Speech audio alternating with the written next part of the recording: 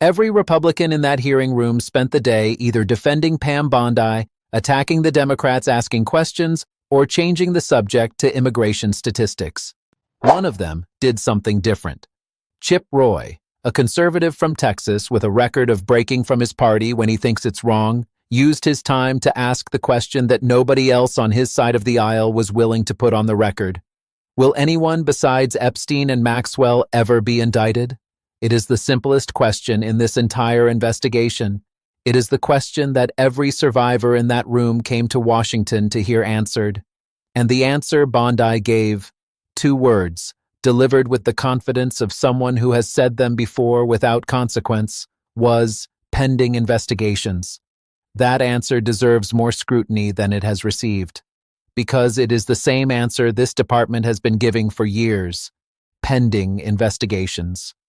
It is an answer that cannot be challenged because it cannot be verified. It is an answer that implies action without committing to any. It is, in the specific context of the Epstein case, an answer with a history of being used to close doors on follow-up questions while the clock runs down and the cameras move on. Chip Roy saw it coming. He asked the question anyway.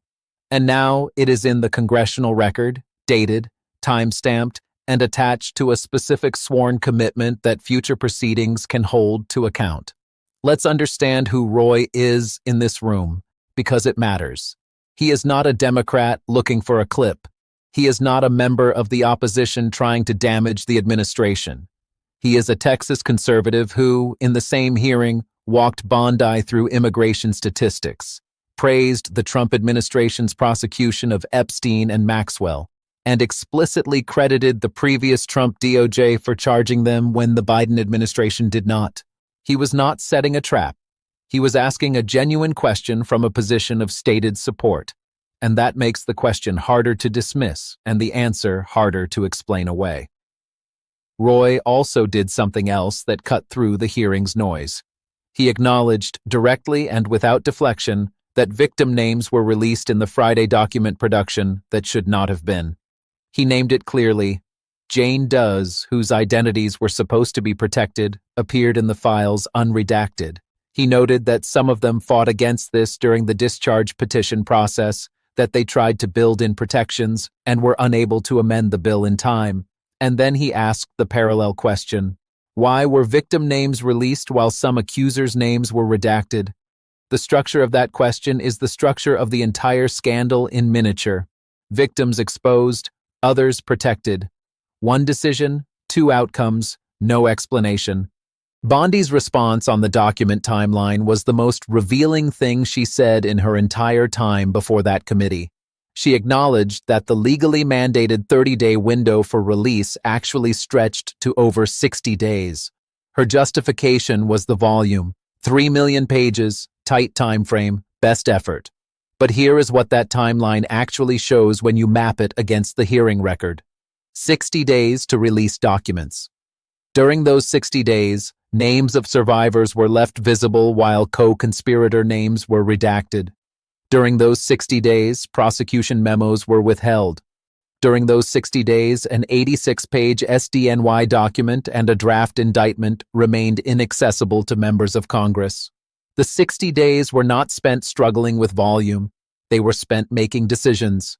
Every redaction is a decision. Every withheld document is a decision. Time pressure does not explain selective outcomes. It only explains delay. Now stay with me, because the pending investigation's answer opens a door that Bondi almost certainly did not intend to open.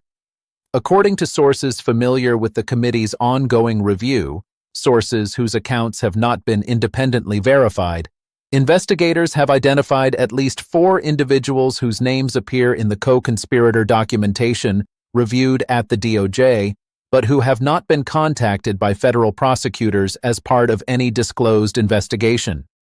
These sources suggest that the pending investigations language has been used in internal communications as a procedural shield, a designation that prevents certain materials from being disclosed under transparency obligations while no active investigative steps are being taken.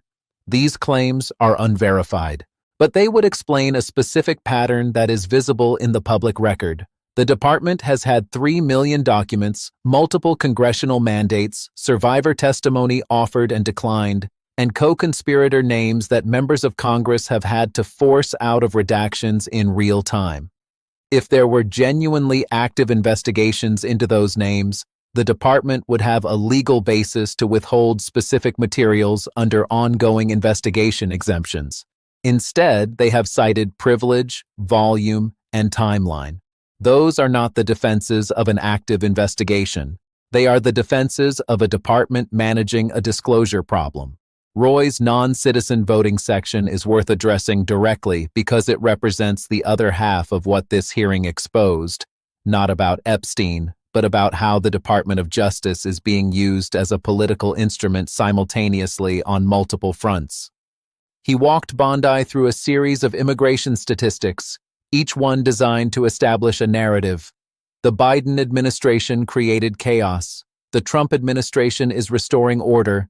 The asylum system was being abused, and the Save America Act is the solution.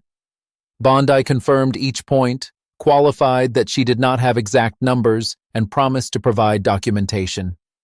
The exchange was cooperative, efficient, and entirely disconnected from the 5 hours of Epstein testimony that surrounded it.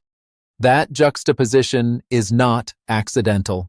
The Department of Justice under Bondi is simultaneously claiming to be conducting pending investigations into child sex trafficking co-conspirators, while also prosecuting non-citizen voting cases, managing immigration court backlogs, and defending the administration's asylum policies.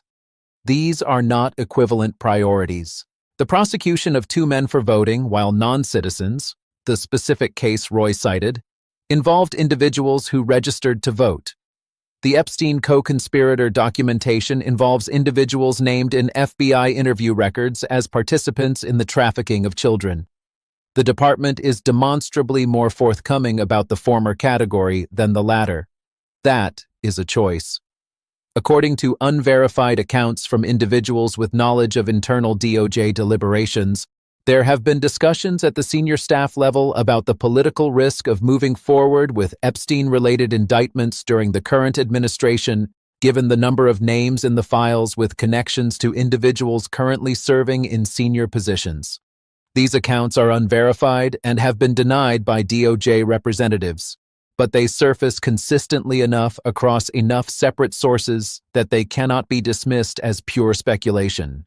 They also align with what the observable record shows: a department that charged Epstein in 2019 and Maxwell in 2020, that has released 3 million documents under congressional compulsion, that has pending investigations it will not describe, and that has declined to meet with a single survivor who came to Washington and sat in that hearing room.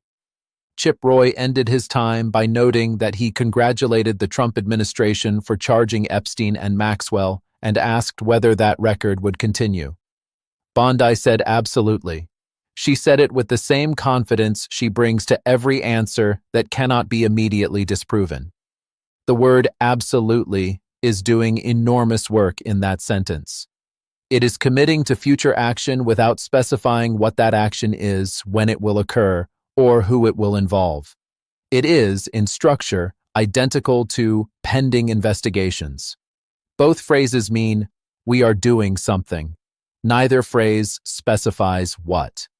The congressional record now contains a specific sworn statement from the Attorney General of the United States that additional indictments are coming in the Epstein case. That statement has a date. It has a docket number. It can be cited in future proceedings. If 12 months pass and no additional indictments materialize, that record will be there. If 2 years pass, it will still be there. Chip Roy may have been the only Republican willing to ask the question, but the answer is now public property. And the people counting on you to forget it are the same ones who spent 60 days deciding which names to leave visible and which ones to cover. We will be watching for the indictments Bondi promised. Stay with us.